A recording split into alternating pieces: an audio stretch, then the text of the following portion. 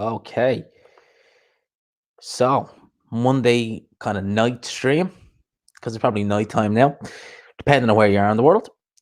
So before I get into this live stream, let's fix this video up a little bit and change a few things around. I don't get enough time to edit thumbnails, this stuff like that. So I do it at the start of these live streams. I get the thumbnail that I want and I update it. There we go.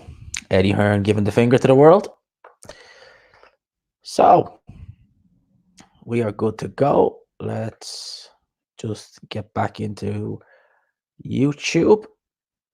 Fix a couple of these settings up. And we are good to go. So let's wait for a few people to join this chat and see what happens. Let's see where this evening takes us. I'm only going to be doing this stream for about an hour tonight. Hopefully have a few of the guys from last week's stream in it.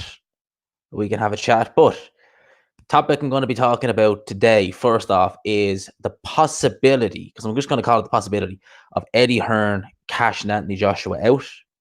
I'm also going to be talking about Masvidal, the MMA fighter, wanting to call out Canelo for a boxing match.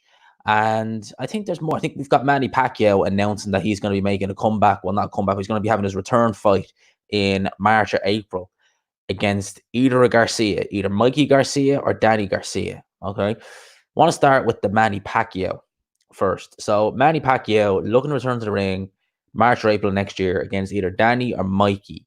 Now, Mikey Garcia has been, quiet, very inactive since the Errol Spence fight.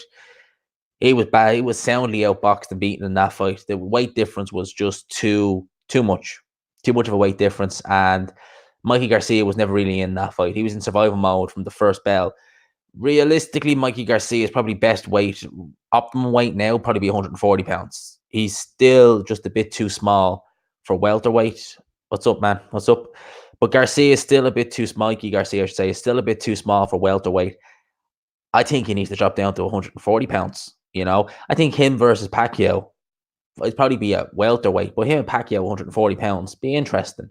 Pacquiao versus Garcia, I think I'd prefer to see him against Danny as opposed to Mikey. I think Danny, flat-footed, not got the greatest defense, but he's never shown a bad chin, Danny Garcia. And with Errol Spence, I've heard Jamal Hearn say that he expects Spence to be back in the spring, but will he be in there against a Danny Garcia? Who knows? Errol Spence situation. It's a tricky one because you hear conflicting reports. You hear some people say, oh, the injuries are worse. And then you hear people close to Spence say that the injuries aren't as bad. So Manny Pacquiao, honestly, I think 2020 could be the last year we see Pacquiao boxing. Okay. Let me know what you think in the chat. The chat's open there for anyone who wants to drop in. Chat's always opened. Leave your thoughts in there. And yeah, I think that Manny Pacquiao, I think 2020 could be the last we see of him. Potentially. Potentially could be the end of Manny Pacquiao in terms of his career, because the man's in his 40s. He's still a world level welterweight. Seriously. Beat Keith Thurman this year. That was a good fight. That was fun to watch. I wish I'd watched that fight live because that fight was fun to watch. I watched it the morning after and I had fun watching it. I would have loved to have seen that fight live. I think that was the weekend I was down in Cork at the fights down there, and I was like, come the end of that night, I was too tired to even sit through the Dunahoi fight because I caught the end of that fight. I was too tired to sit through that fight, let alone stay up for Manny Pacquiao. And the Wi-Fi in the hotel wasn't the greatest either, so it would have been pretty difficult to stream that fight. So yeah, that's Manny Pacquiao. In terms of Canelo versus Masvidal, I mean, Masvidal's been saying he's 10 times the athlete Canelo is and stuff like that. I mean, he knows, we all know, that is just to get some of that DAZN money. He wants that Canelo payday. He knows, I'm sure deep down, that he ain't beating Canelo in a boxing match under Queensberry rules. He ain't beating Canelo. He knows that. We all know that. Not a chance. But he knows that Canelo is the biggest cash cow in boxing at this minute in time. And yeah, you want a payday. You speak to Canelo. You go and see Canelo. G-Man, Here are some questions I wanted to ask you. What do you think of people accusing the likes of Hatman, sporting icons as being on the matchroom payroll? Is it possible? Um, Sporting icons, I don't really watch. Don't really watch many of his videos. I hear from people like Ade that he is very pro matchroom, and I think I've heard Ade say that he's not said that he thinks sporting icons the matchroom payroll, but he says that he can be a bit biased towards matchroom fighters. Never really got into sporting icon. Hatman, I've watched Hatman for years. I mean, Jesus, I think I started listening to Hatman 2015. I think I actually found him after Wilder fought Molina, and I liked his commentary, so I ended up sticking around. Some of the videos Hatman does make you question it, definitely. I think when he's repeating himself in videos over and over again about certain things and, going in a bit on Wilder. I go in a bit on Wilder as well, to be fair, but I don't make several videos at a time talking about it. Hatman, you need to go onto his Patreon because you see a lot more of Hatman on Patreon than you do on YouTube. Don't believe for a second on the Matchroom payroll. I think it's more so the Wilder fanboys that maybe kind of piss him off. And yeah, I think it's more the Wilder fanboys that kind of maybe get on his nerve, get under his skin, and it kind of forces him. Don't think Hatman. Yeah, I think it's the Wilder fanboys reading the chat there who kind of upset and annoy Hatman more so than anything else. You really need to join him. I know I'm saying join him on Patreon, but you do. You really need to see him on Patreon. He does a lot of live stream Q&As. You really get an impression of kind of what he's about. And yeah, definitely Hatman not on the Matchroom payroll. Sporting icons. I don't watch enough of his videos to know. I doubt it. I seriously doubt that Matchroom would get guys on their payroll like that. I seriously doubt it. Um, it's possible. Don't get me wrong. Like I'm sure a big enough channel, if you got a big enough, like I'm talking like plus 100K subs, who are bringing in, insane numbers. If you got someone like that, yeah, maybe be worth their while. But I don't think guys like Hatman, and I don't, as I said, I don't watch enough of sporting icons to be able to say he's on the Matchroom payroll. So I can't say, but I doubt it. I doubt it. You know, I doubt Sporting Icons is, and Hatman definitely not. Definitely not. I think that some of the Wilder and Fury fans definitely get under his skin a bit, but in terms of him, being on the actual matchroom payroll, no, no. Some of the videos do be a bit annoying, but he criticized Eddie Hearn, over several things in the past. Only in one of his last videos, he was criticizing Eddie Hearn about, working with drug cheats and saying how he wouldn't do it. So no, I don't think Hatman is. Definitely not. Definitely not. And yeah, Hatman on Patreon though. I mean, I know a lot of people probably aren't on it with him on Patreon, and it's probably not for everybody. Really, you need to. How would I describe it? Hatman on Patreon, for those who don't know, he will do a lot of kind of controversial, well, not really controversial, but he'll talk about controversial subjects and give his 2 cents on it. And obviously, he does a lot of live stream Q and A's. We only had one there Saturday evening, and they're fun. It definitely, you need to be someone who's of a skeptic mind and kind of a deep thinker.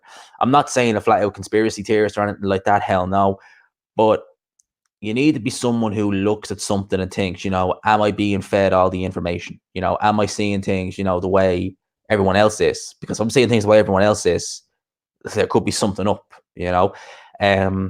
He does serial killer podcasts, which I absolutely love. I think they're fantastic. The serial killer work he does. He's done guys like Ted Bundy, David Berkowitz, John Wayne Gacy, Jeffrey Dahmer. That's my favorite. He's kind of psychoanalyzed them, and yeah, they've just been amazing. They've been amazing podcasts, and that's actually something else I want to talk about as well. Is I watched serial killer podcast. Where's John Gonzalez? He obviously hasn't done that yet. He obviously not done that yet.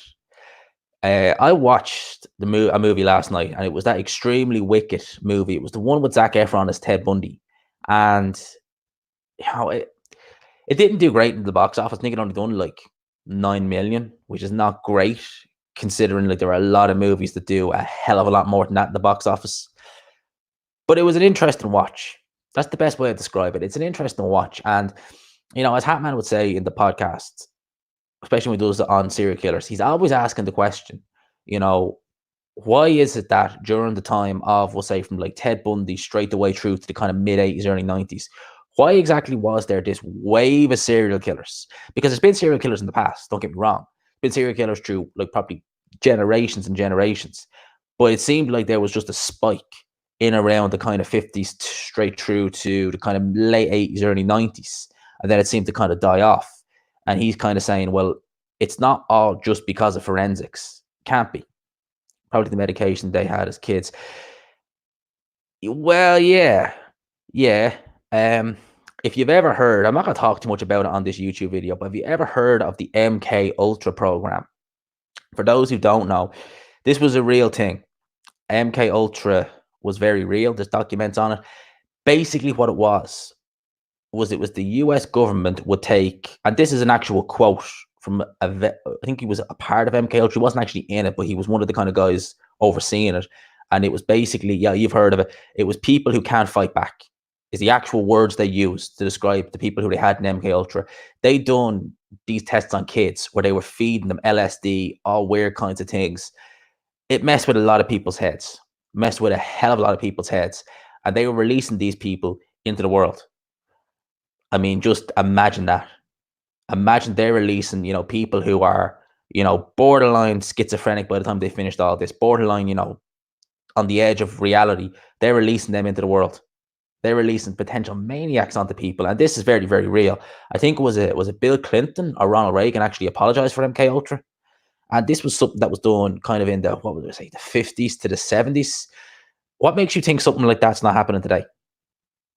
Seriously, what makes you think that a project like that doesn't exist today? So he says it's probably the medication they had as kids. I wonder what medication it was.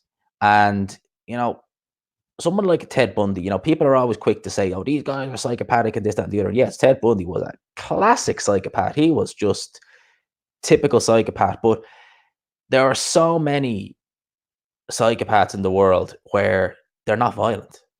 A lot of psychopaths struggle to empathize with people. They just lack the conscience, I guess, in a lot of cases, to empathize with people, and they have a disregard for human life. So that doesn't necessarily mean that there's someone who's just thinking, I'm going to kill this guy because they have a disregard for their life. Disregard for human life.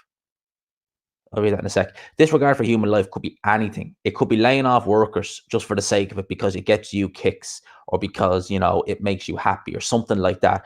A good example I would always give of a psychopath who was not necessarily violent, he's done violent things and he's in jail right now, would be, if you ever heard of a guy called Mick Philpott. There are documentaries on YouTube about this guy. Mick Philpott he's still alive. He's in his 60s now. He's in jail. He was a guy from Derby. And, he was on the Jeremy Kyle show. He was on a lot. I think he was on This Morning. He was on a load of shows back in like the mid to late 2000s, because he had, oh my God, I want to say about 18 kids, something like that. And what he would do is he had two quote unquote wives. He had one wife and a mistress. And what he was doing was he was just constantly churning out kids, churning out kids, churning out kids, churning out kids, not working, living off benefits, living off what his two quote unquote wives got. The fire guy. Yeah, that's the guy. That's the guy. He was the fire guy. He would live off what his mistresses had in the way of money. I think he was getting something like 60K a year in benefits, something crazy like that. He was living off what his two mistresses had, and was constantly churning out kids, constantly, because it would mean more kids equaled more income, meant more money for him. But he wasn't taking care of the kids. He wasn't doing anything. He was living out in his caravan. He was going to the pub. He was going to derby matches. He was spending all his money. All the while, he had his two mistresses at home doing everything, looking after the kids, cooking the meals, doing absolutely everything. He couldn't have cared less about them kids. He didn't see them kids as, kids to look after, kids to take care of. He saw them as objects, as means to get money. That's disregard for life. He didn't care. But he didn't care that he was, churning out kid after kid after kid. And what he would do is he would take, I think he took one of his wives who was like 15 at the time. Well, I don't think she was ever married to him, but she was like 15 or something when he actually picked her up, which I suppose is statutory rape when you look at it now. And he had another one who I think was about 19. He had them both living in the same roof. They were both under his control. And you go and I think the video of him on Jeremy Kyle is still there. Now, I know the wife who's in jail with him now. I know her face is on that episode. It's probably on YouTube somewhere. But I think that the mistress, I'm not sure if her face is still there or not. Because I know on some of the documentaries, they actually pixelated her face out. And if you see these two women, they look almost brainwashed. They genuinely look like there's a disconnect with them. At least more so with the wife who's in jail with him. Like she looks completely brainwashed. When you see that girl and you see her around this guy, she is completely brainwashed. And if you watch some of the documentaries on him, the guy who helped them start the fire, what was it that he done or something along the lines of to help him, go along with it. He made her perform oral sex upon the guy who helped them carry out the fire. Something to that extent, words to that effect or something. I'm not exactly sure. And she's just so willingly agreed to do it. And the reason why the fire started is purely because the wife or the mistress, we call her, because he was married to one of the girls who was actually Irish, I think. And then the mistress was from the UK. She took off with the kids in, I think, February of 2012, they said. So she took off with her kids. I think she had 5 or 6. She took off with her kids. And Mick Philpott was determined to get them kids back. Not because, he loved the kids or he cared for them. Purely because, shit, that's 6 kids. That's money out of my pocket. That's money that I want that I'm not going to be able to get because these kids are away now. So he was determined to go to court and to get those kids back. But he needed like quote unquote a way to kind of, side with the judge. So what he did was he decided, okay, I'm going to send myself threats and just say it was, I forget the name of the girl, but I'm going to say it was her. And then, in his, deranged mind, the day before the court hearing, he decided, okay, I'm going to set fire to the house, or I'm going to throw a lit paper bag in, put the fire out, blame it on her, happy days, walk off with the kids, and more money. So we thought. But apparently they done work on the house prior to that, or they had work done on the house, and whatever they put on the staircase was very flammable. So as soon as they lit that flame, and I think they used petrol, as soon as they lit that flame, house went up in flames. Kids, I don't know, I think it was like 6 kids from I think the youngest was like 4 and the oldest was like 13. Were all caught in the top of the building. Smoke inhalation took care of the kids. Unfortunately, none of them made it out. And you watch the documentaries and you see the neighbors who you tried to help explain the story, and they're like on the verge of tears. They can barely hold it together while they're giving these stories. And some of these documentaries are like, only a year or 2 old. So we're talking years after the whole event, and they're barely able to keep it together. And they said that when they seen the Philpotts out in the yard, while they were putting their kids, or dead kids on the ground, they were just like, oh well, what are we going to do now? They didn't give a shit.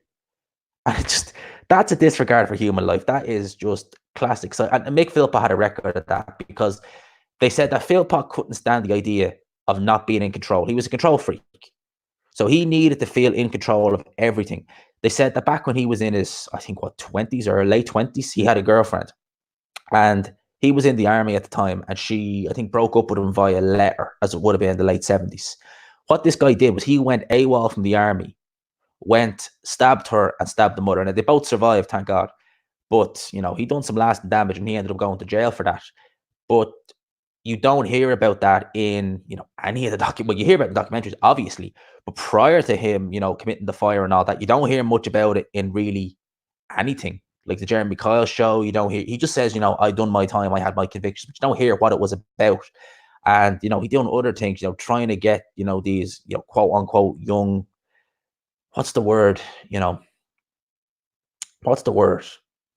They're not, I don't want to say desperate, but what's the word? Vulnerable. That's the word. Vulnerable women. That's what he was aiming at. So he would aim for these vulnerable women who quote unquote, wouldn't fight back, wouldn't, ask questions. And then finally, when one woman decided, enough's enough, I got to get out of here, he goes and tries to do something silly like that, burns the house down, and now is doing, I think he got manslaughter as opposed to actual murder, which is silly because it was blatant murder. I mean, they were kids, for God's sake. The oldest was 13, for the love of God.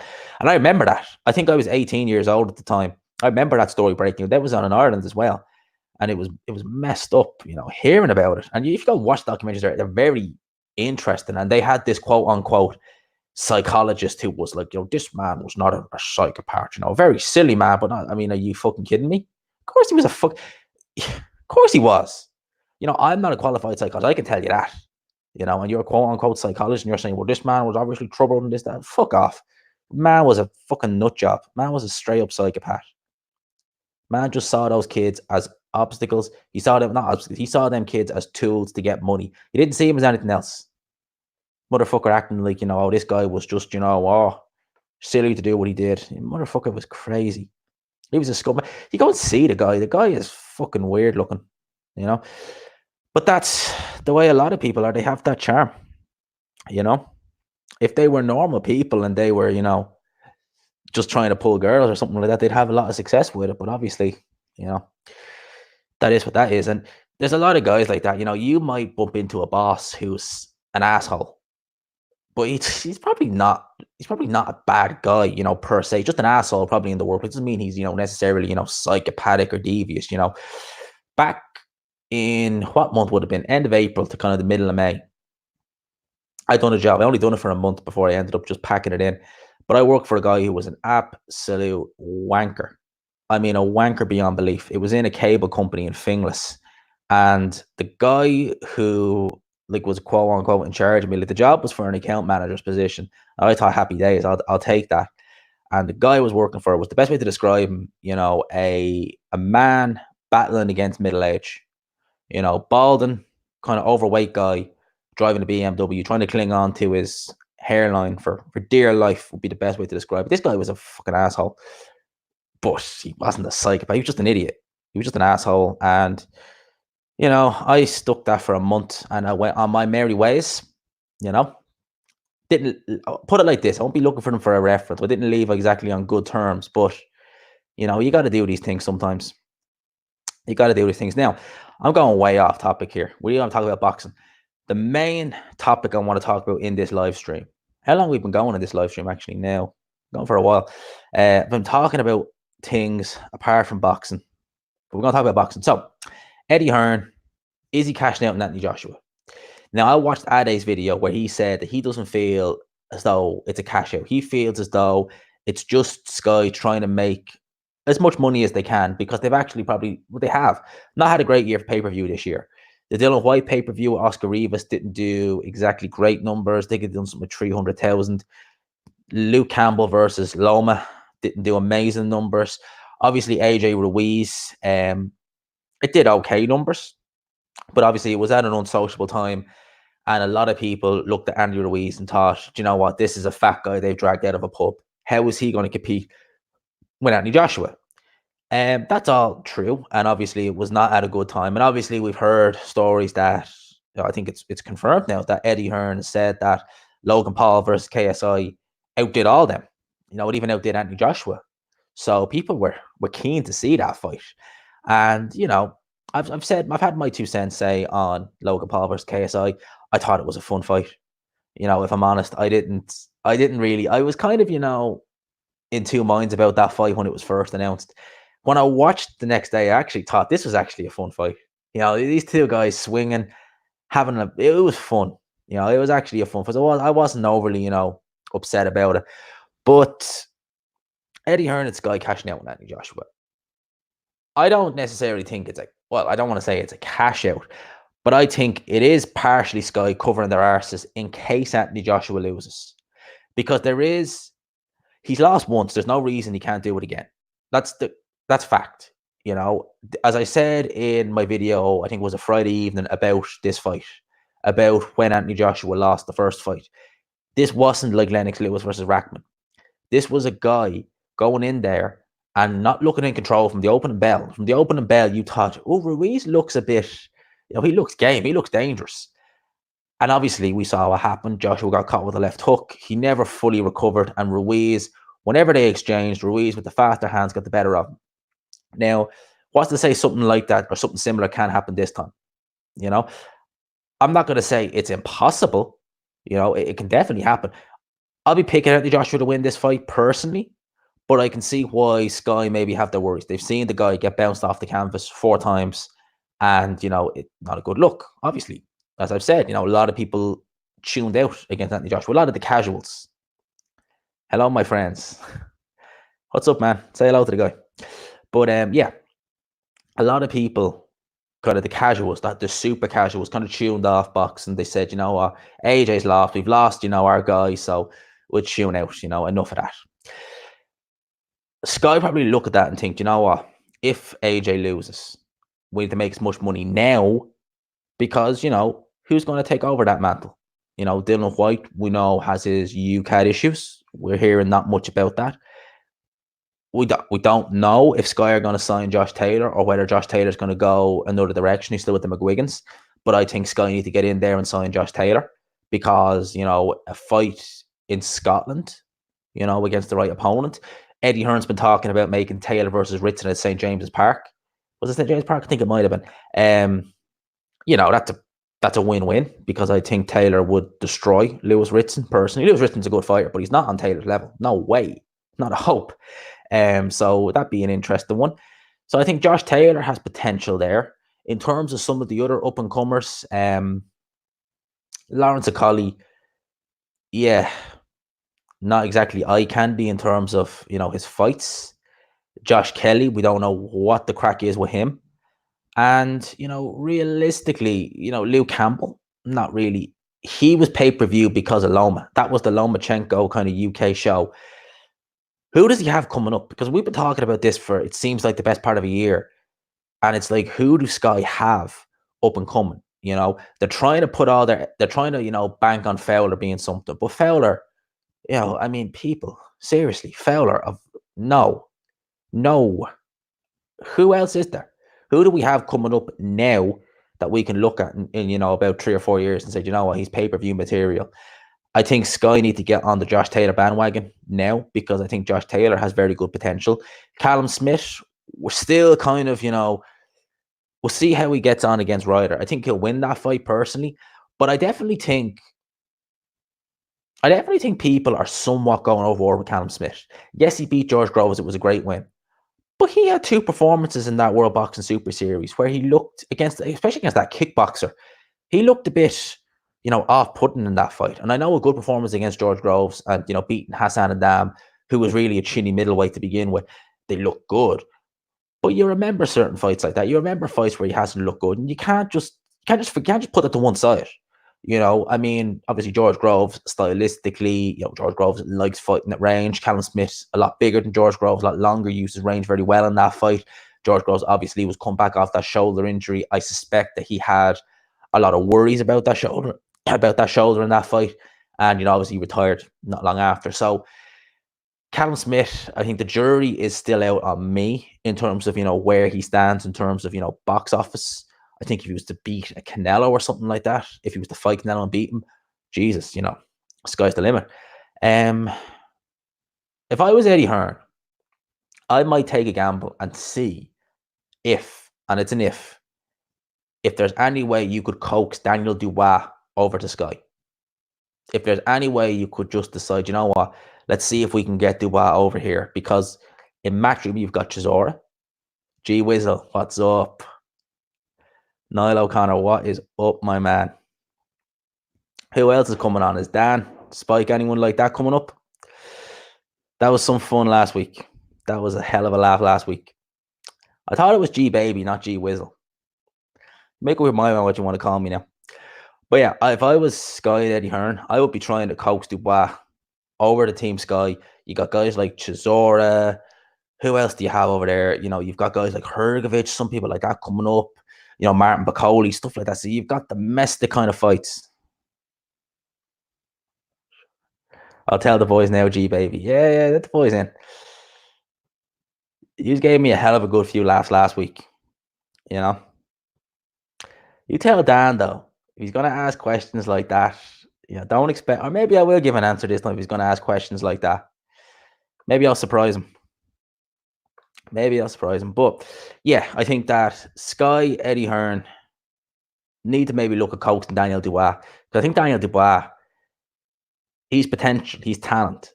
There's some definite pulling power there. And David Price. Daniel Dubois versus David Price or Dave Allen. Because they're looking for the bit.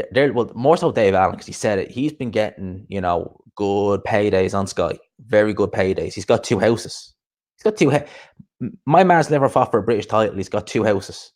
That's the kind of paydays he's getting on Sky. he's not going to take, pocket money off Frank Warren to go in there and probably lose to Daniel Dubois.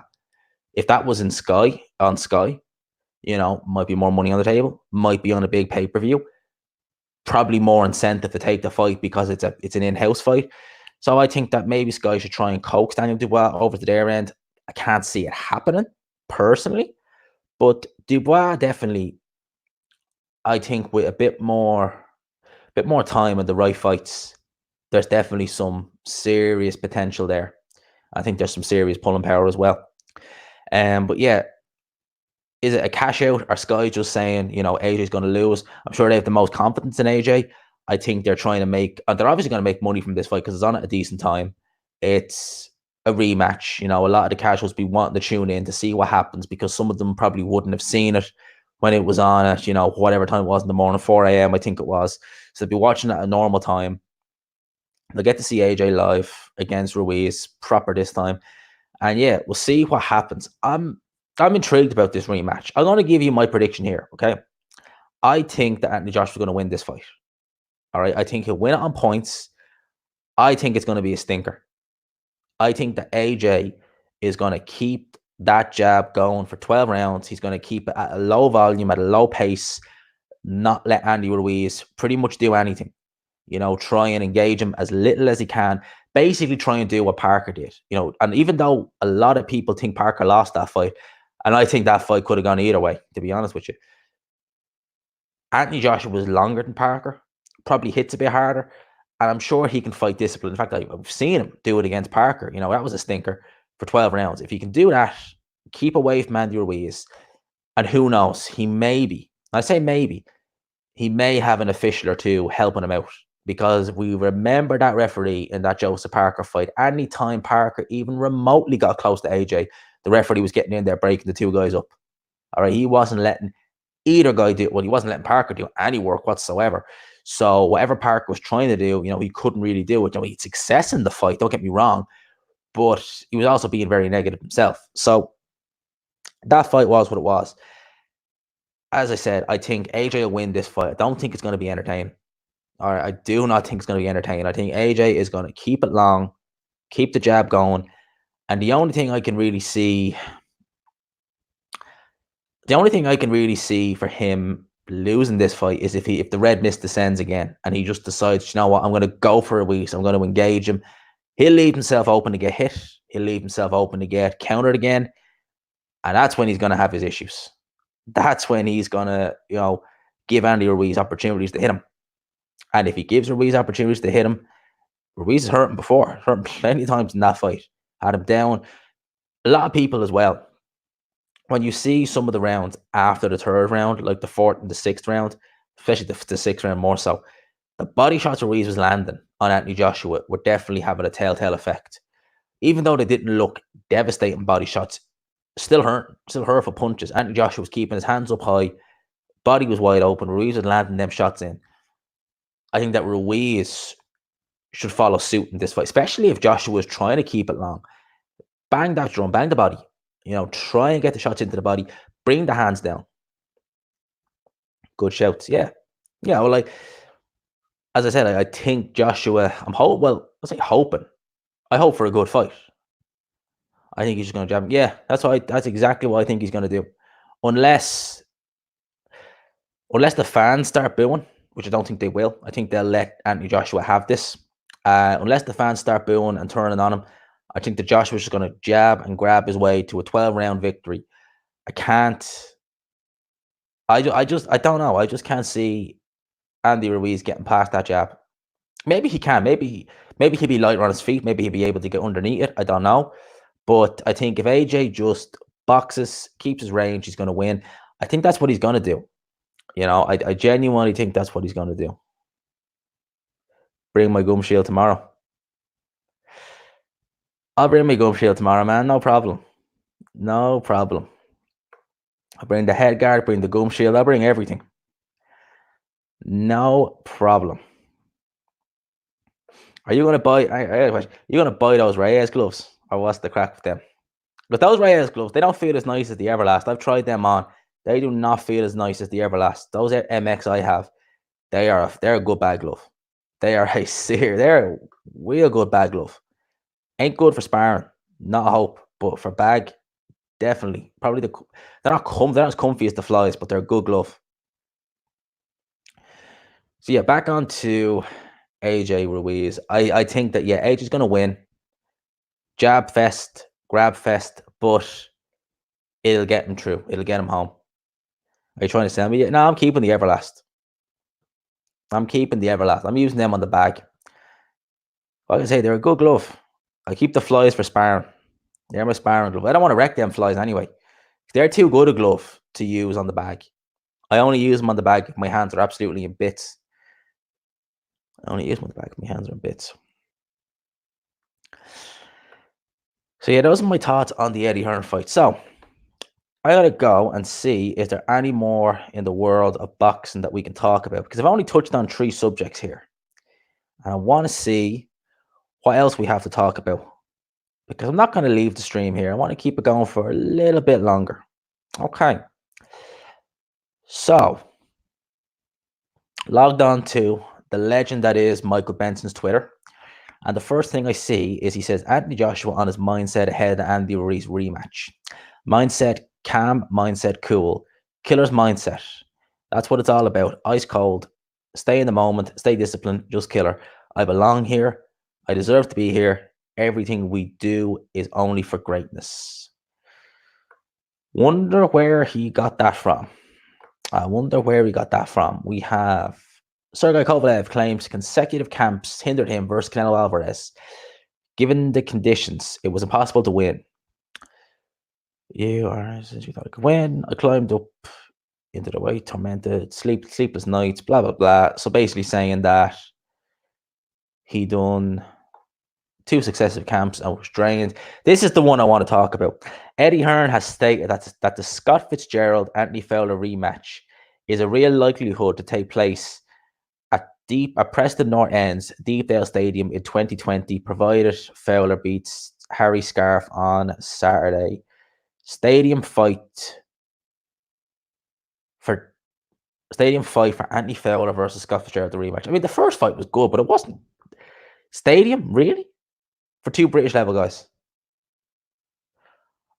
I've been watching AJ versus Ruiz. What a beatdown that fight was. Yeah, it was. It was. And that's one thing I'm worried about as well, because Anthony Joshua could have, the idea in his head that I'm going to go in there, I'm going to box Andy Ruiz, I'm going to keep my distance, I'm going to do this. You're getting back in there with a guy who beat you up and dropped you 4 times. How good is your mindset going to be when that bell rings and you have the demons at the first fight? It may be in a completely different location, might be in a completely different environment, but you're still going to have the memories of that first fight in your head. Definitely you're going to have the memories. So we don't know. Anthony Joshua might not take it well. He may take it well. I need to take a quick drink. Yeah, he may take it well. He may not take it well. So who knows? Because there's unknowns about this fight. Yeah, we all think AJ's going to box. We all think he's just going to keep his distance, jab and grab to a 12-round points decision. He's in there with a guy who dropped him 4 times and for all intents and purposes beat the crap out of him. How in there emotionally is he going to be?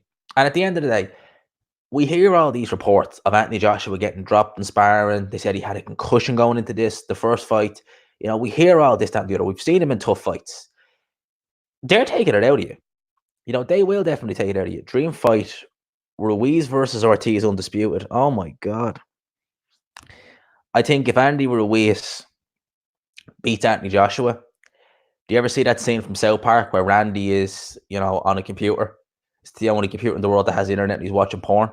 That scene there, that'll be Al Heyman if Andy Ruiz beats Anthony Joshua. I don't know if Wilder would beat, or if Ortiz would beat Wilder. He's certainly looking in good enough nick. But Ruiz is no man. What more can he do in this fight? That's my question. What more can he do in the rematch that he didn't do in the first fight? And he's a year older. He's not had, amazing, fights. He's had Christian Hammer. He's had that. Who else has he fought? He's fought Christian Hammer. He's fought Kajanu. Fuck, who was the other guy he fought? I forget the other guy he fought. If someone knows or wants to remind me, they can pop it in. I don't think Saudi Arabia is a neutral venue. at all. AJ lives in Dubai. Yeah, yeah, it's hard to know. It's hard to know. Ruiz was not going to fight in the UK.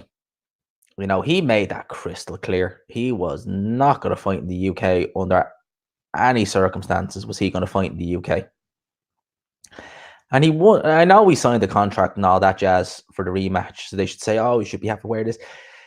You know, he was rather going to get stripped and fight in the UK, and maybe that was what Al Heyman wanted.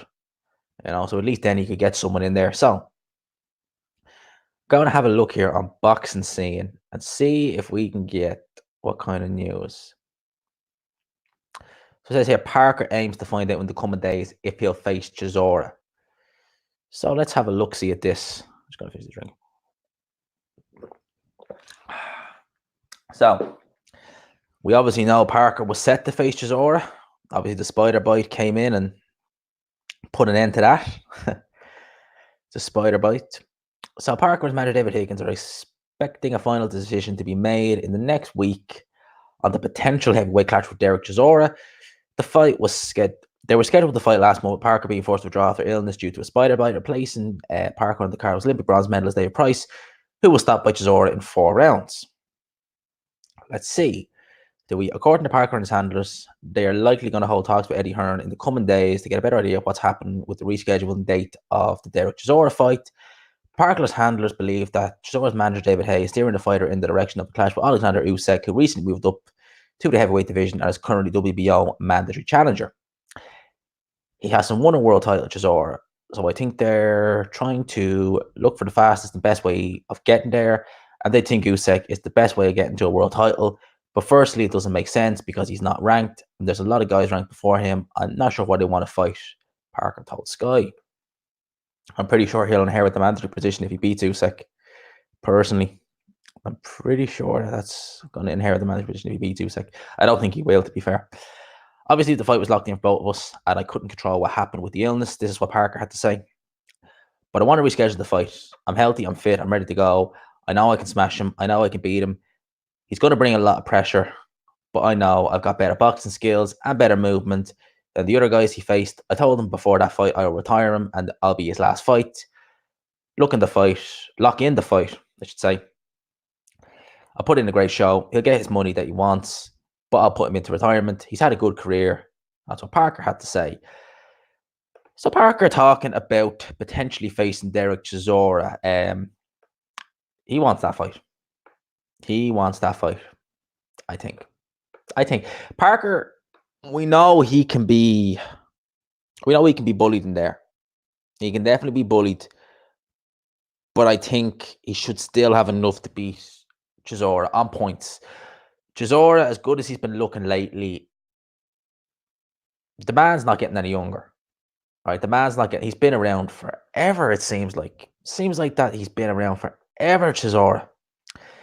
I hope Luis doesn't have a heart attack in that Wilder fight. His heart can't handle it no more. You know his ass is as old as Tutankhamun.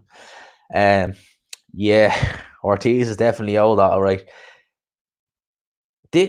Was it Ortiz who said that he watched Muhammad Ali fight live? I think it might have been. And Muhammad Ali last fought live in 81. I think it was the end of 81 when he fought Berbick.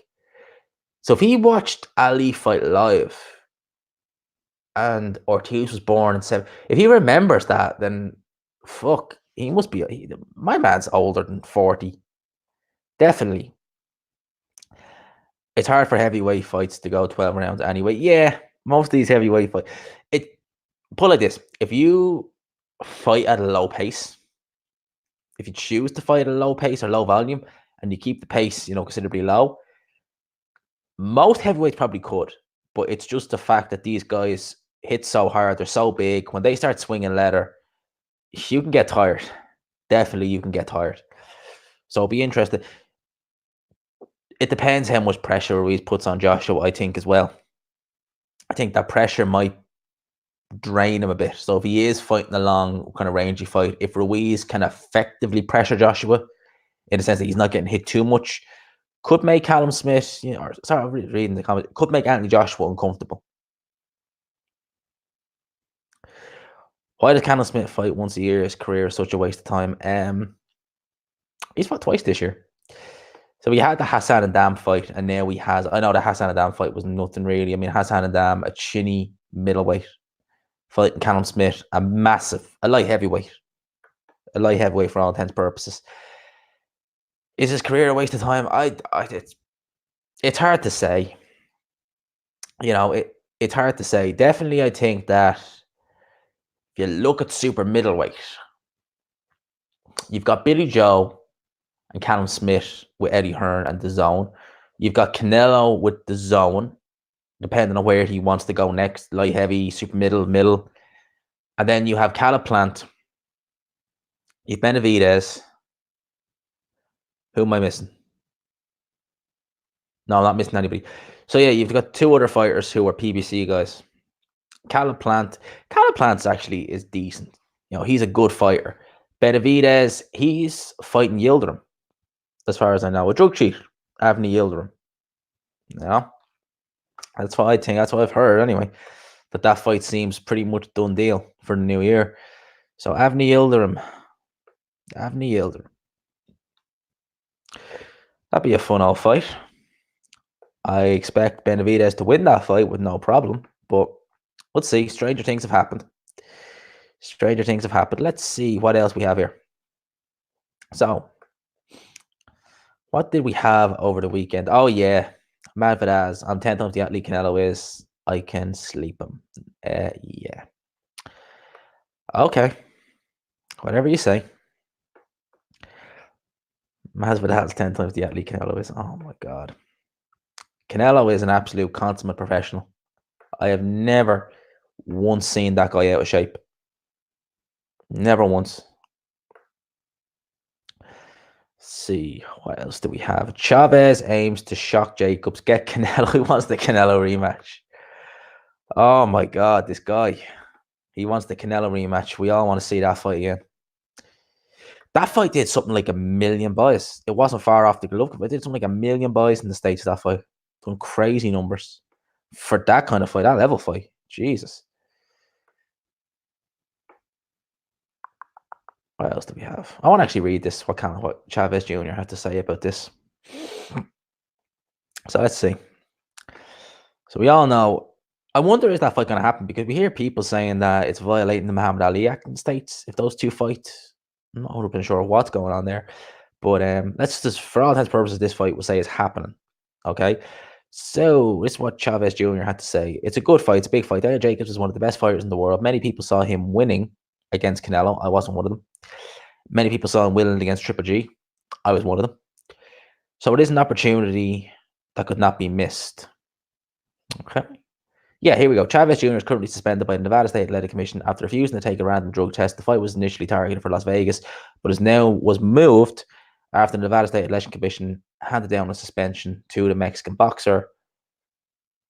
He's appeared at the commission hearing on November 20th, and many people believe that they're going to uphold the decision to suspend him. I'm reading these too quick. The decision could potentially scrap his fight with Daniel Jacobs during the course of his career. Chavez Jr. has been suspended twice by the Nevada State Athletic Commission for drug test violations. Yes, wasn't he popped for diuretics? I think when he was down at middleweight, because the guy's a freaking cruiserweight. Was it weird? He was popped for as well? Or was it, I think, was he DUI or something like that? It might have been. Eubank Jr. versus Chavez Jr. Oh my God. I wouldn't like to see that fight. Jesus.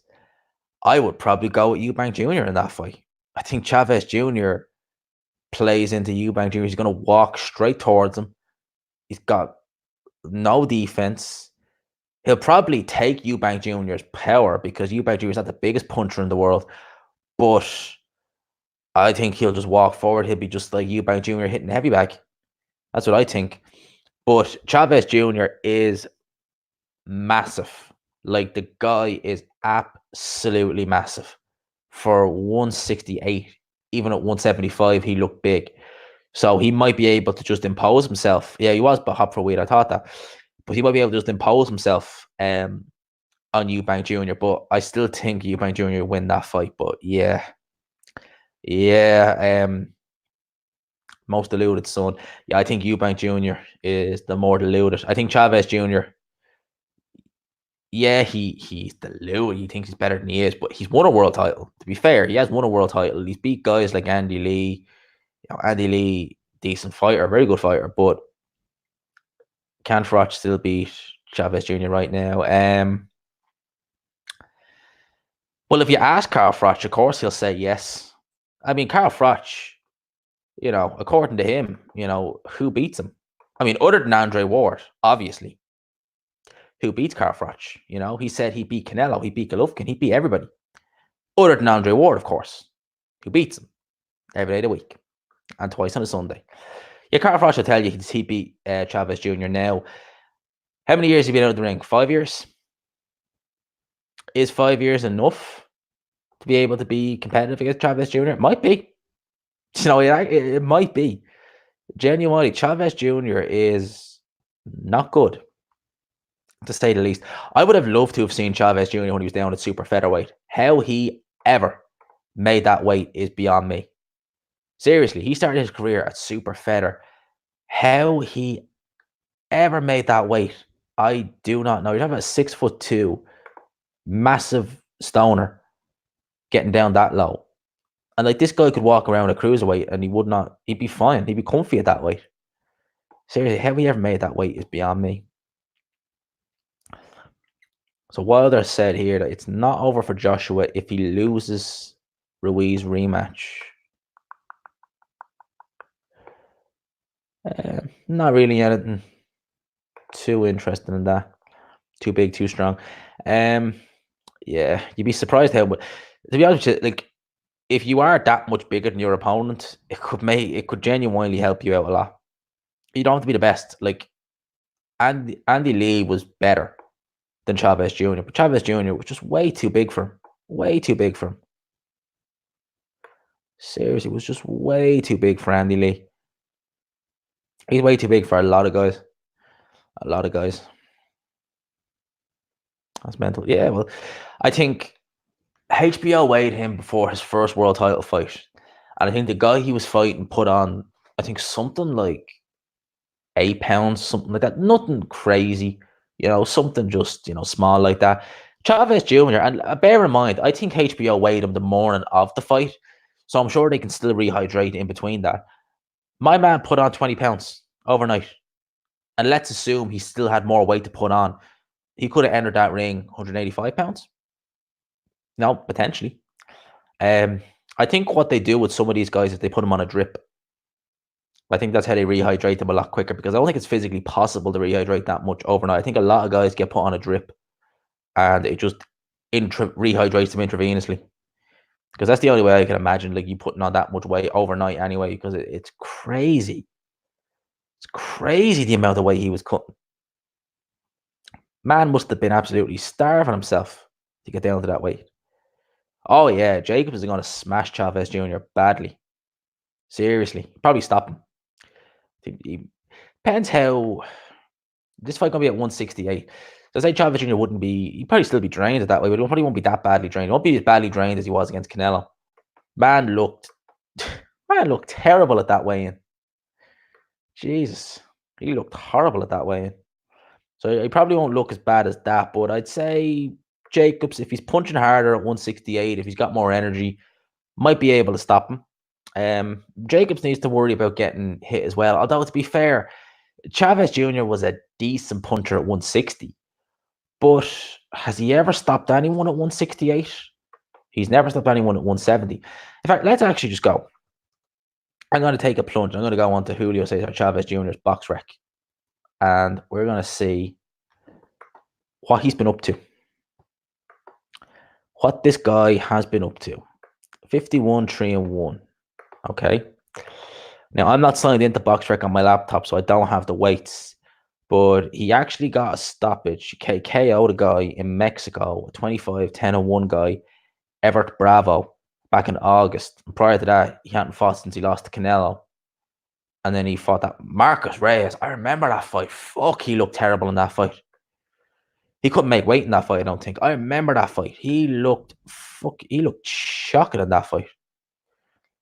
Yeah, Tony Harrison's been He's been having fun with Charlo.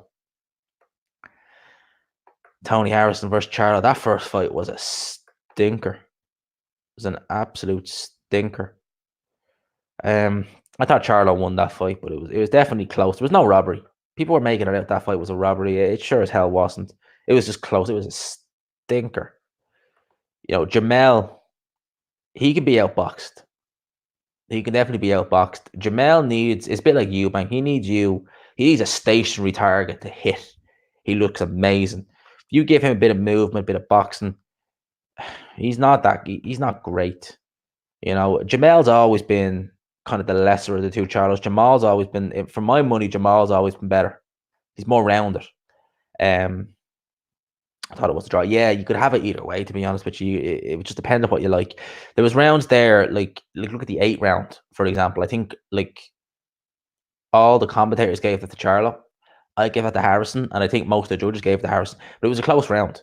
I just use that as a good example because it was just a round. There's so many rounds like that where it's just you just pick them because nothing really happened in that fight. I mean, both guys I don't think had a scratch on them. Charlos are all overpaid PBC average fighters. Jamel, I think, is decent. Jamel, or is it Jamal? No, Jamal is decent.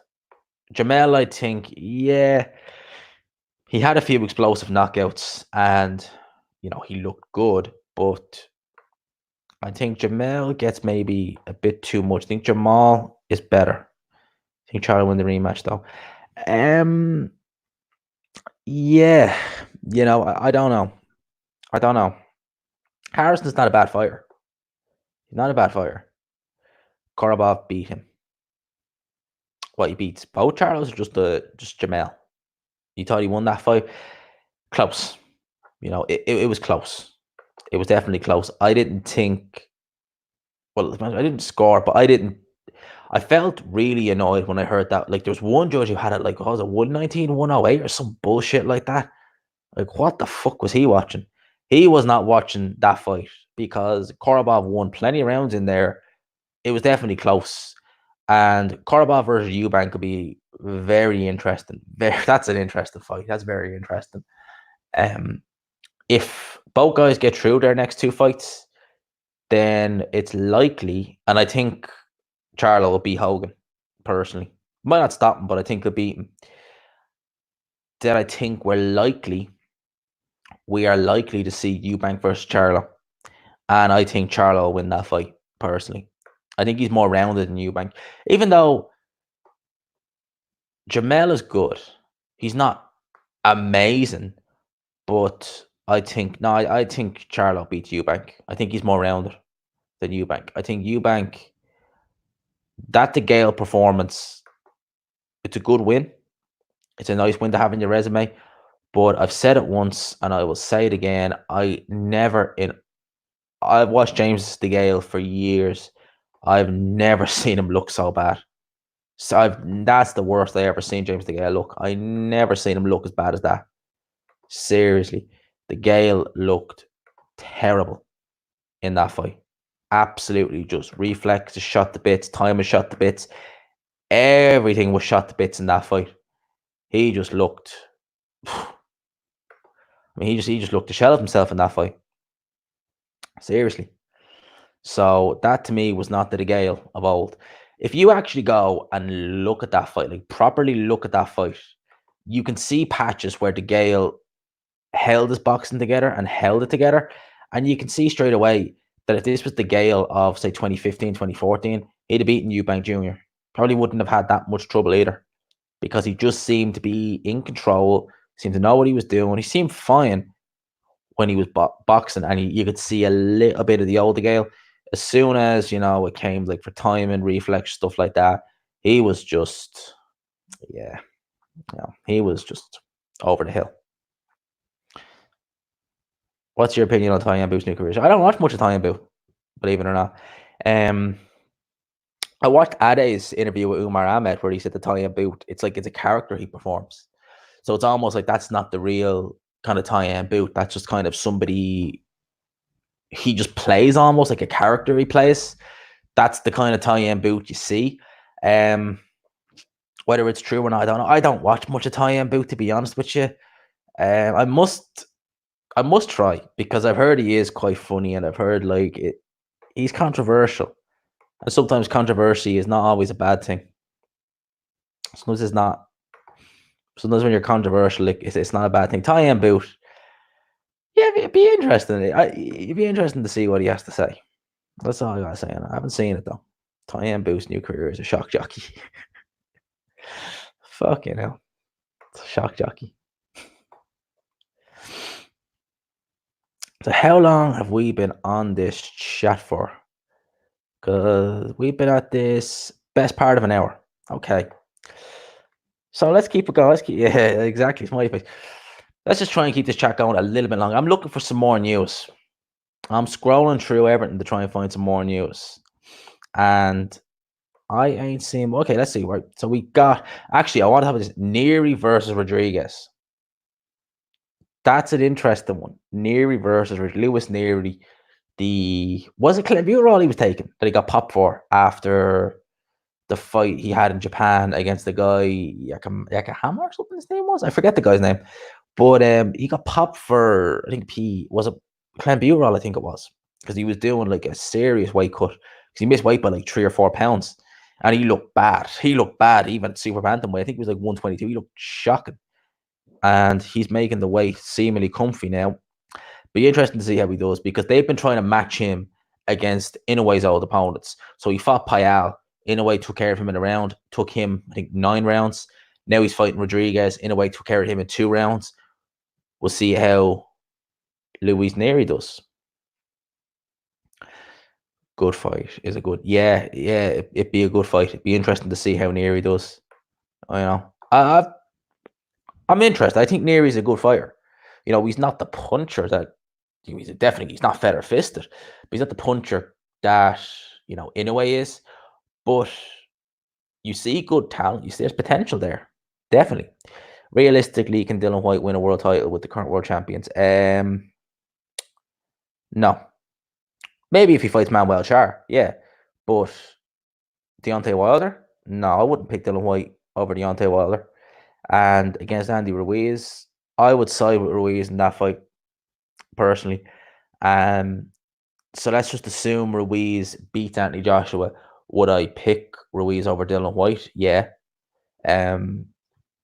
For argument's sake, let's just say Ruiz wins the rematch. Would I pick him over Dylan White? Yeah, I would. Wilder puts it. Yeah, I maybe not in 3 rounds, but I definitely think he sleeps Dylan White. Definitely. Is Fury selling out to his fans? I don't know. I definitely think that he's missing a trick. He's missing the trick not fighting the UK more. Because Hatman's talked about it. I agree with it, especially if AJ loses. There's a void there that needs to be filled. There's a void there where there's an opening. The casual fans need someone to cling to. You got Tyson Fury. They love a backstory. Good backstory. Character. Good enigma almost. Not enigma, but kind of the personality. He's loud. If he beats Deontay Wilder and AJ loses the Ruiz rematch and he has a fight back in the UK, that could go down very well. What do you say about Dylan White's B sample? Well, we need to see it first. They're taking their sweet time with it. But you can't drag that Tyson Fury situation out for 2 years. 2 years. They just dug their heels in. They let Fury go ahead. Fury is alleged, and I still say alleged because I think that if you look at the timing of everything in that Fury situation, right? Fury went on interviews and criticized, homosexuals. All right. And then failed the drug test. When you make controversial statements like that, things can happen. I'll leave it at that. I think White is a good shot at beating Ruiz, but I would still pick Ruiz. Yeah. I think Ruiz wins that fight. I think he'll counterpunch Dylan White. I don't think Dylan White quite has the speed to cope with Ruiz. And I think Ruiz wouldn't allow himself to have Dylan White impose himself like Joseph Parker would. I think Ruiz is a lot more dogged than him. In fact, he definitely is a lot more dogged than him. Surely if White can beat Parker, he can beat Ruiz or Joshua. But I do agree Wilder sleeps. Well, when Dylan White fought Anthony Joshua, he was traveling with Jonathan Banks around the world in the Klitschko camp. Jonathan Banks and Klitschko was still active at the time. He just come off the Fury fight. So, of course, Dylan White was not number one in that camp. Obviously not. He had a shoulder injury, which we know about. He had very poor conditioning. He buzzed Joshua pretty badly. That was the first time we've really seen Joshua hurt, was in that second round with a not so great left hook. If you're talking about a fully fit Dylan White, then yeah, there's both guys have improved. But if you had a Dylan White who was fully fit, he could have taken Age of the distance. He made it very uncomfortable with Furman in that fight. So yeah, do I think Dylan White could beat Anthony Joshua now? More so now that Joshua's lost. I think there's a possibility that he could beat Anthony Joshua. Yeah, I'd still make Joshua a favorite. Don't get me wrong, but I think now that Joshua's lost and we've seen more fragilities in him, I think that Dylan White, yeah, there's a chance he could beat Joshua. He could have had that fight back in April if he really wanted it. I believe if the Dylan White rematch, Parker would win. It was definitely a close fight. It was a close fight the first time. Parker and his team should have felt hard done by because they were a bit with that headbutt in the second round. Because if you watch that second round, he was winning that round big, Parker, until the headbutt went in. And obviously they called it a knockdown. 10-8 round, the legend for Dylan White. And I think if they'd scored that round for Parker 10-9, like it would have went, I think it would have been a draw. I think if you look at the score, I think it would have been a draw. So it's unfortunate. It's really unfortunate, but these things happen. And Parker came close to stopping Dylan White in the 12th, but he was down himself in the 9th, and that was a legit knockdown. It was a very good left hook. Very good left hook. Styles make fights. That's a fact. Yeah, there's nothing more to it. Like a lot of people would just say, "Oh, that's outdated or cliche." It's not. Like Styles genuinely make fights. It's chalk and cheese with some of these fighters. It really is. You can have a style that worked well for some fighters against a certain fighter. You can have another one that's terrible. You know, it's just the way it is. It's the way we go with styles. You know, Parker is the future world champ, good box season fella. Well, he's already been a world champ. Unless I'm doing about a different Parker. Parker's been world champion. Is he going to be a world champion again? I mean, he's only what, 27, 28? He's still a young man in heavyweight terms anyway. And he's not had a drastically difficult career. I think he needs to find a bit more meanness in him. I definitely think Parker could win another world title. Yeah, definitely. Of course he could. Just thinking too, Carl Froch versus Callum Smith. Oh boy. Carl Froch versus Callum Smith. Ooh. I would go, if I had to pick, I would lean with Carl Froch. I'd go for Carl Froch on that fight. I think that, as I said earlier on in this stream, Callum Smith, as good as he is, we've seen some rocky performances against him. Carl Froch, Callum Smith. Yeah, I'd lean with Carl Froch. Slightly. I think 60-40 Carl Froch. My grandson asked me, do I know Fury? He's a big wrestling fan. And you see there, that exactly it, right? Doing what Tyson Fury did, going on WWE was good. Was just that done so much to build his profile in the States because WWE has a massive audience fighting against one of their top quote unquote superstars. To do that, it makes people aware of you. I haven't watched WWE in 10 years, 11 years. I watched this just to see that. And it was shit. Don't get me wrong. It was shit. It wasn't a fun fight to watch, but it was still fun. It was fun to watch from an entertainment point of view, but it wasn't. I think Castle performed to the level of his opponent. I think he finished the job Grove started. Interesting you say that. I don't know. I just I've always been unsure about Callum Smith. Ever since the Rocky Fielding fight, even though he looked good against Fielding, I just thought, you know what? Well, it's a weird one. Frotch all day long. Who was Smith beating injured George Groves? Still a good win. Still a good win, to be fair. Who else has Smith beat, actually? Apart from George Groves. He was mandatory for Badu Jack for a while. Personally, I think Badu Jack would have won that fight. Personally, I just think Jack is a very, very good fighter. I think Jack would have won that fight. Who has he beat? Eric Skoglund. Okay. He got injured after the sparring session. Okay, so prior to George Groves, these were the guys he fought. Right? He fought a guy called Nicky Holskin, Eric Skoglund, Luke Blackledge, Norbert Nemsapti, Cesar Hernandez, Reynoso, Huldit Mohammadi, and Rocky Fielding. It's not exactly a who's who, to be fair, of a resume prior to the George Groves fight. Not exactly a who's who, to be fair. And obviously, since the George Groves fight, he's fought Hassan and Dam. According to Sky, he dared to be great. Yeah, fuck me. Yeah. Yeah, Sky love to use sayings like that. Do you remember when they were calling Sam Egerton the next Carl Froch?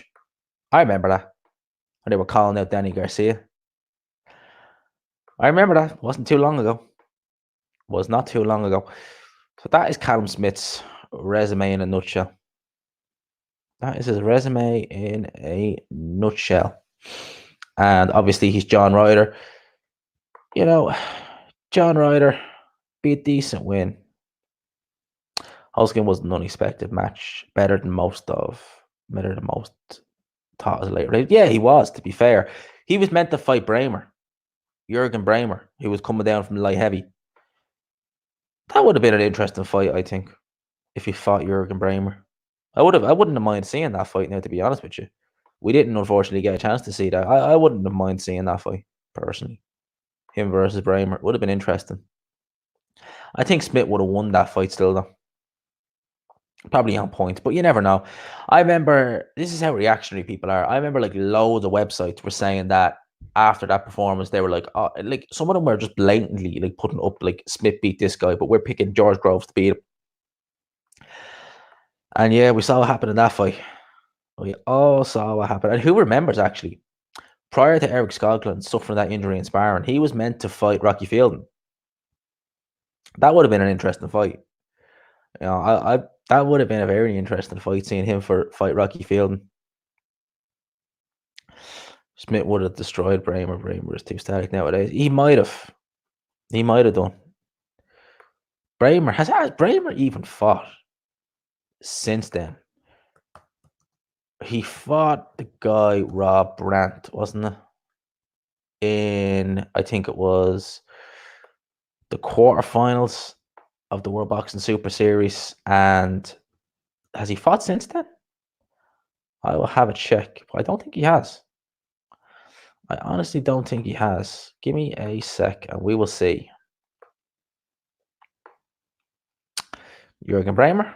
Has he fought since then? He has. He fought last year and this year. I didn't think he fought at all since then in Germany. TKO win over Pablo Daniel Zamaro Navis and a guy, I'm not going to pronounce that name, but both KO victories. And yeah, so he has fought. He's still listed. He's 41. He's still listed as super middleweight. So he's staying around in super middleweight, obviously. So, that's Jürgen Bremer. Where are we at now? We're at 10 o'clock. So I think I am going to bring this stream to a close. If anyone wants to get a question in now, feel free to ask. I want to throw this out there. I'm not begging for any donations on this channel. If you want to do anything, give it. Super chat is there. If anyone wants to support the channel, you can. I ain't begging for any donations or anything like that. Don't think I am. But it's there if you want to. Just in case anyone wants to. I'm not begging, but it's there. I have it, so I put it on. Ben versus Froch. Nigel Benn. Every day of the week. Nigel Benn. Nigel Benn. Man, I love Nigel Benn. Ferocious. Good boxing talk. Thank you. Much appreciated. Nigel Benn every day of the week. I think Ben might have stopped Froch. Froch had a good chin. Don't get me wrong. He did have a good chin, but I think Ben would have stopped not Carl Froch. Definitely. Definitely. Nigel Benn. I'm so happy he didn't take that. I'm so glad that Sacco Bika fight didn't happen. Oh my good God. I seen footage of him sparring. He looked shocking. That was going to end badly for Nigel Benn. I am so relieved that fight never happened. Oh my sweet Jesus. Thank God that fight didn't happen. Nigel Benn could have been, and I wouldn't have watched it anyway, because it's like Roy Jones. I never watched any of Roy Jones's fights, in the last 10 years. That wasn't Roy Jones. Not at all. That was not Roy Jones. Roy Jones, to me, was the guy who was making good fighters look average, who moved up the heavyweight to fight John Ruiz. That was Roy Jones. Roy Jones was getting knocked out by Lebedev. Nah, that's not Roy Jones, as far as I'm concerned. Roy Jones he was a beast. The fight I would have loved to have seen would have been Roy Jones versus Gerald McClellan. That fight, oh my God, that would have been unreal. I would have loved to see. It's a shame we never got to see that fight. I would have loved that fight. Jones versus McClellan. Fuck, that would have been sweet. I'd have loved that fight.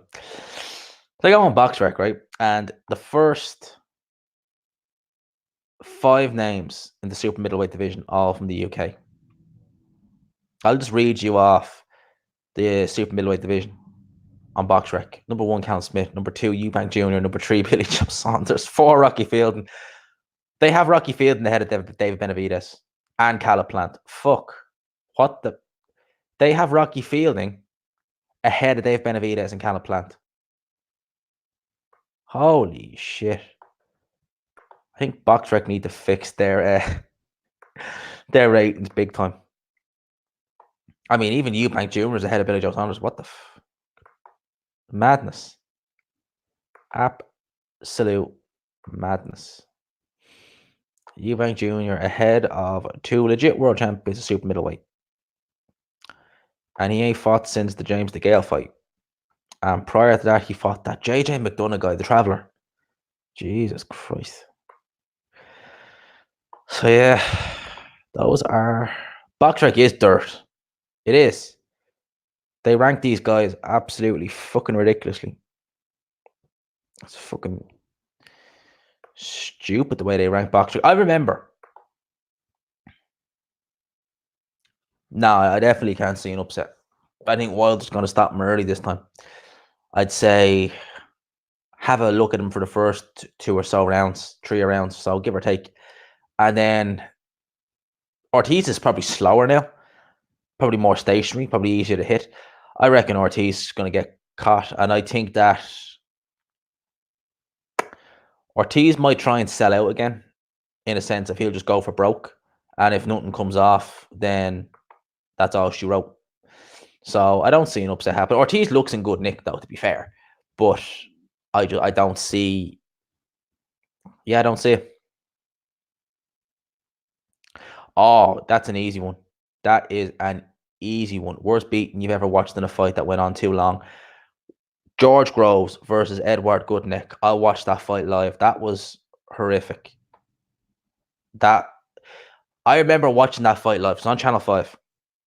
And I was watching that fight live. And about the 9th round, I just saw Goodneck blinking. And I was thinking, that's weird. And I was thinking, they need to stop this fight now. The corner need to stop it, this, that, and the other. And it got to the 12th round. And I'll never forget. Got to the 12th round. I was like, oh my God, I hope this guy's okay. Because seeing that fight and seeing the beat he took, I was like, I hope this guy is okay. and went back to the changing room, heard nothing. That was grand.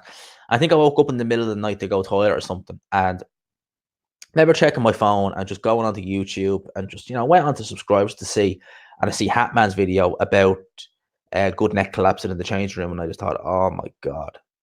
And I like seeing that fight. I haven't watched it since. I just remember watching it live, and I was like, they need to stop this fight. This guy is not right. I'm looking at this from my couch, and I'm like, this guy is not right. This guy does not look right. He's taking way too many headshots. And like this guy does not look right at all. So yeah, Goodneck versus Groves. That was horrific. That was horrible. Horrible to watch. Well, I suppose it's not the worst, beating you'd ever see, but it was pretty damn bad, you know. Definitely won't be. I haven't watched it since, and we're talking 3 years now, and there's hardly anything said about Edward Goodnick. We don't hear much about him. So, and he's in a bad way. Oh, yeah, very bad way. So yeah, that's answer that question. George Groves good. They should have stopped the fight after 9. Seriously, the guy was blinking.